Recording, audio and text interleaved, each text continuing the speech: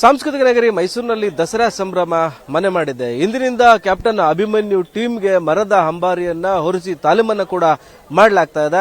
ಆ ಒಂದು ಕಾರ್ಯ ಕೂಡ ಭರದಿಂದ ಸಾಗ್ತಾ ಇದೆ. ನೀವು ನೋಡುವಂತಹ ದೃಶ್ಯಾವಳಿಗಳು ಏನಿದೆ, ಇದು ಖಾಸಗಿ ಅರಮನೆಯ ಮುಂಭಾಗ ಕ್ರೇನ್ನ ಸಹಾಯದ ಮೂಲಕ ಕ್ಯಾಪ್ಟನ್ ಅಭಿಮನ್ಯುಗೆ ಮರದ ಅಂಬಾರಿಯನ್ನ ಹೊರಿಸಿ ತಾಲೀಮನ್ನ ಕೂಡ ತಾಲೀಮನ್ನ ಮಾಡೋದಕ್ಕೆ ಸಜ್ಜು ಮಾಡಲಾಗ್ತಾ ಇದೆ.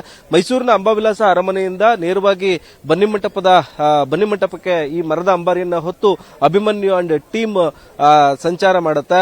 ರಾಜ ಬೀದಿಗಳಲ್ಲಿ ಗಜಗಾಂಭೀರ್ಯದ ಹೆಜ್ಜೆಯನ್ನ ಹಾಕುವ ಮೂಲಕ ಅಭಿಮನ್ಯು ಇವತ್ತು ದಸರಾ ಕಳೆಯನ್ನ ಮತ್ತಷ್ಟು ಹೆಚ್ಚಿಸಲಿದ್ದಾನೆ. ಏನು ಕ್ರೇನ್ನ ಸಹಾಯದಿಂದ ಮರದ ಅಂಬಾರಿಯನ್ನ ಕಟ್ಟುವಂತ ದೃಶ್ಯಾವಳಿಗಳನ್ನ ನೀವೀಗ ಏನ್ ನೋಡ್ತಾ ಇದ್ದೀರಾ. 750 ಕೆಜಿ ತೂಕದ ಚಿನ್ನದ ಅಂಬಾರಿ, ಏನಂದ್ರೆ ತಾಯಿ ಚಾಮುಂಡೇಶ್ವರಿ ವಿರಾಜಮಾನಳಾಗುವಂತಹ ಚಿನ್ನದ ಅಂಬಾರಿಯನ್ನು ಕೂಡ ಇದೇ ಮಾದರಿಯಲ್ಲಿ ಕೂಡ ಕಟ್ಟಲಾಗುತ್ತೆ. ಅಂದ್ರೆ ಈ ಸುಮಾರು 220 ಕೆಜಿ ತೂಕ ಈ ಮರದ ಅಂಬಾರಿ ಬರುತ್ತೆ. ಅದಕ್ಕೆ ಗಾದಿ ಜೊತೆಗೆ ಮರಳಿನ ಮೂಟೆಯನ್ನ ಸೇರಿಸಿ ಸುಮಾರು 750 ಕೆಜಿ ತೂಕವನ್ನ ಹೊರಿಸುವ ಮೂಲಕವಾಗಿ ಅಂಬಾರಿಯ ದಿನ ಏನು ಎಷ್ಟು ಭಾರ ಹಾಕ್ತಾರೋ ಅಷ್ಟೇ ಭಾರವನ್ನ ಈ ಮರದ ಅಂಬಾರಿಯನ್ನ ಹೊತ್ತು ಸಾಗುವಂತಹ ಅಭಿಮನ್ಯುಗೂ ಕೂಡ ಹಾಕಲಾಗುತ್ತೆ. ಅಭಿಮನ್ಯುಗೆ ಸುಮಾರು 14 ಆನೆಗಳು ಏನು ಮೈಸೂರಿನ ವಿಶ್ವಖ್ಯಾತ ಹಾಗೂ 2ನೇ ಹಂತದ ಎಲ್ಲಾ ಆನೆಗಳು ಅಂದ್ರೆ 14 ಆನೆಗಳು ಕೂಡ ಸಾಥ್ ನೀಡಿರ್ತಕ್ಕಂಥದ್ದು.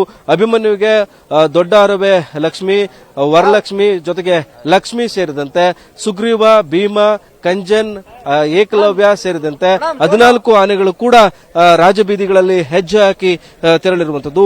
ಆ ಮೂಲಕ ಇಷ್ಟು ದಿನಗಳ ಕಾಲ ಮೈಸೂರಿನಲ್ಲಿ ಅಭಿಮನ್ಯು ಟೀಮ್ಗೆ ಮರದ ಅಂಬಾರಿಯನ್ನ ಏನು ಮರಳಿನ ಮೂಟೆಯ ಮೂಲಕವಾಗಿ ತಾಲೀಮನ್ನ ಕೂಡ ಮಾಡಲಾಗ್ತಾ ಇತ್ತು.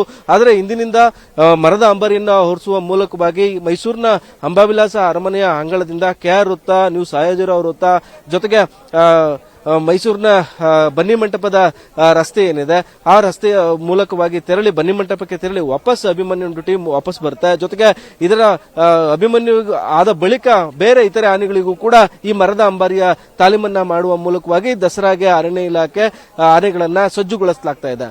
ಕ್ಯಾಮರಾಮನ್ ಧನು ಜೊತೆ Suresh B, power TV, Mysuru.